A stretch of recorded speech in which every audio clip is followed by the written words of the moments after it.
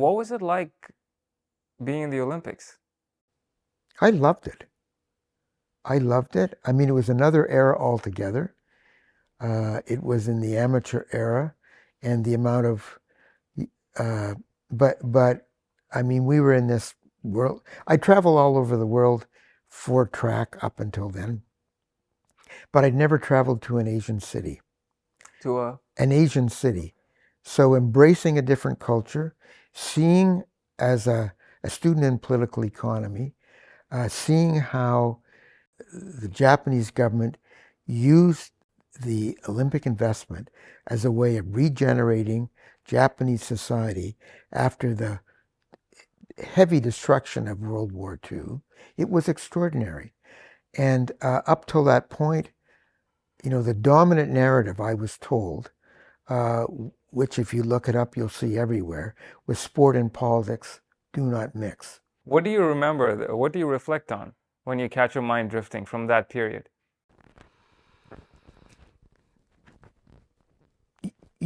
One of the things that was very powerful and very moving in light of your questions about Tokyo is that the overarching narrative, in addition to the economic and social development, which was extraordinary, is that's when Japan launched the bullet train.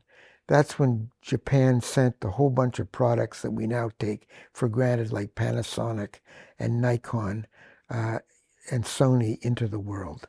But the overarching narrative was to mobilize the Olympic community against nuclear war. And the man who did the last lap around Olympic Stadium, and we are all, I'm right at the, you know, I'm right flush with the track. The minute he came in, we all broke out of our careful lines and moved to the edge of the track. And I was right at the edge of the track. Came in, ran up the stairs, lit the cauldron. And he was a man who had been born in Hiroshima on August the 6th, 1945, the day the Americans dropped the first bomb. And everywhere you went, Japanese people said, "No more Hiroshima." They they usually didn't know any language, English language at all, but they knew those three words, and they would come up to you and bow and say, "No more Hiroshima." Everywhere you went. And for all of us, that had a powerful, powerful, powerful, and it was the Olympics that did that. And many of us in that village came away with a determination that we would use our auspices to support the campaign for nuclear disarmament. And I'm not tearing up now, but if I go much further, I'm going to, because that was such a powerful image from those Olympics. Wouldn't that be more powerful if politicians were there too when that happened, rather than just athletes? Wouldn't they be moved more? It would be more effective, no? Well, I think the Olympics tries to be a people for people movement. And if you look at how decisions get made, if it's only politicians, they're not always going to make the decisions or make the good decisions. But if you've got thousands or millions of people pushing those politicians, I mean, one writer that I've always admired, Claude Coburn, used to say, politicians will do as much harm as they can and as much good as they must. And it's people to people that that create or deliver on the must, that push them to do the needful. And certainly in terms of international pressure for nuclear disarmament, Tokyo was a powerful, powerful statement that brought all of us together. Why does the Olympics exist? In the ancient world, in Greece, about 3,000 years ago, uh, Greek men and Greek states organized athletic and cultural events they called the Olympics in honor of the gods. They held them in a little place called Olympia. And they had an aura, a popularity dis- that despite the extremely primitive communication of those years, the name of the Olympics circulated all around the world. But at the end of the 19th century, a Frenchman by the name of Pierre de Coubertin, who, like many of his contemporaries, was concerned that the arms race between the leading European countries was building up so ferociously that there was going to be a world war.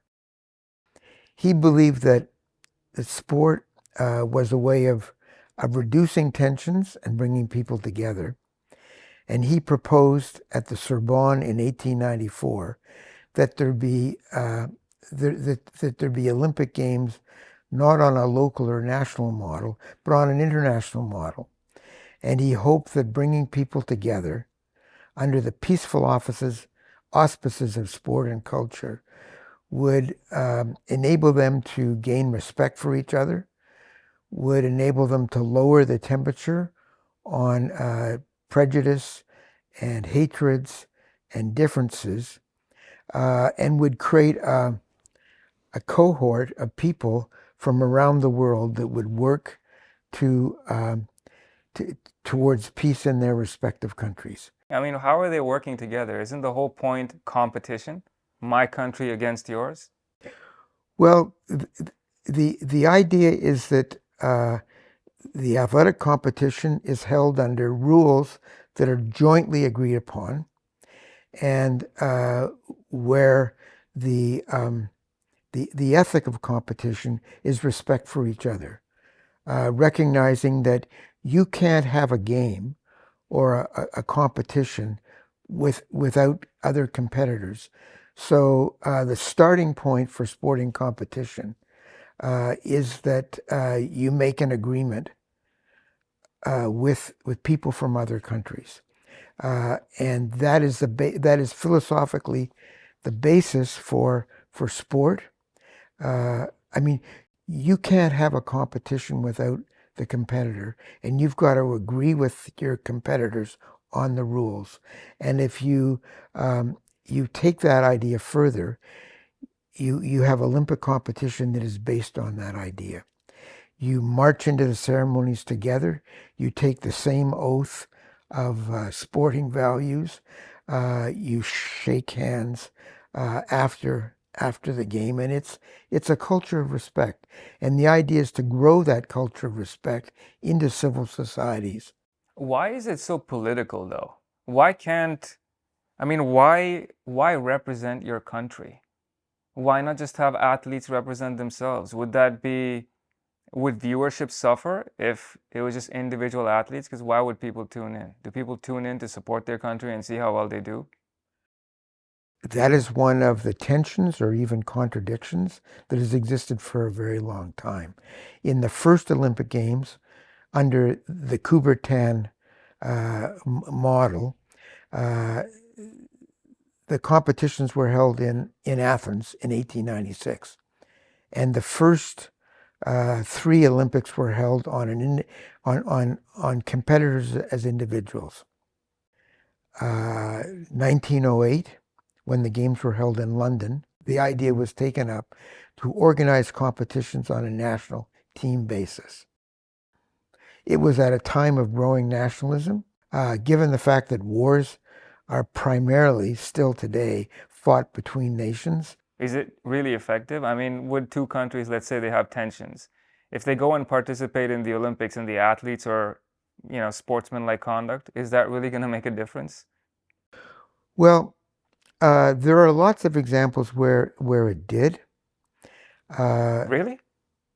where you see athletes from different nations, athletes from rival nations, uh, congratulating each other, hugging each other, going out afterwards with each other, and going back and telling the publics in their country that they respected athletes from backgrounds which were quite different. Um, it doesn't always work, that is for sure. And sometimes the ideal has not been effective, and there have been boycotts of the games. But I would say for the most part, the massive audiences for the opening ceremonies are driven by a hope that the inclusion of everybody in the opening ceremonies will um, will augment or support an international movement for peace. And it's those aspirations, not the sports, that drive the international following for the Olympics. Why not have the Olympics be a celebration of athleticism rather than a celebration of national identity? Well, I, I think the there are world championships uh, where where athletes are entered, to be sure, on a nation state basis, because that model became the basis for international sports. There are also events like the Diamond League events in track and field, and the World Cup events in aquatics and so on, where athletes are entered on an individual basis. Uh, in track and field in the Diamond League, you have athletes who are sponsored not by nations, but by corporations like Nike.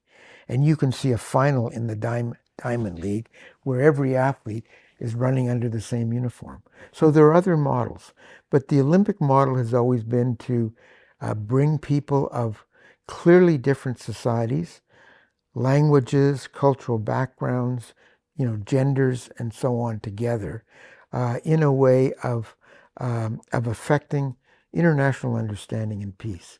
I mean, and I think even more than ever, with the hatreds, with the propagation of so much conflict, that to have a popular movement uh, organized around a peaceful activity like sport and culture is a really good thing. What was extraordinary, and I've been watching mostly track and field, is the way of athletes of very different backgrounds have supported each other. In the pole vault, you had competitors actually helping each other. It's very, very powerful. Is it more fun and personal for viewers when it's about your country, national identity? I mean, even if you look at like with Canada, the way people talk about it, they'll be like, well, we won a gold medal. Isn't it absurd though when people say that? It always just it sounds really funny when people say that. Like they're, like with full confidence, they'd be like, "We won a gold medal." It's like, no, one athlete won and like you were sitting on your couch eating. You didn't do anything. Well, in countries like Canada, for a very long time, governments have invested heavily in the provision of opportunity for athletes, the training, and so on, as a way of generating, national pride, national unity, and so on. And that's been happening in Canada since the 1960s. But even before that, um, national teams have been deemed to be, representative of national communities. Um, my friends who are philosophers will tell you that that's been a pattern that goes back thousands of years of cultures to embrace outstanding performers as signifiers of their whole communities. Why do so many athletes suffer from asthma, by the way, especially Olympians? Like the rates are crazy. That's a good question that people debate. I'm not an expert on that. I think there is, Do you have any theories? I I don't really. I mean, I let me just say I don't. You don't have any issues right now. I mean, there's all this. Why? Isn't that's really strange, you know? Like I mean, why does that happen? Don't know. Don't know. How do you breathe when you run? To my mouth, as as uh, as opportunistically as possible. Is there a way that you're supposed to do it? Like how would you if you had to give advice to just a regular person? How do you Nat- do it? naturally, do what I mean. There are people who will tell you that you should, you should, using yoga maneuvers, plan to that every 400 meters change the way you're breathing. So whether when your inhale is on the left side and the right side, I don't believe in any of that. I believe you should just do it naturally.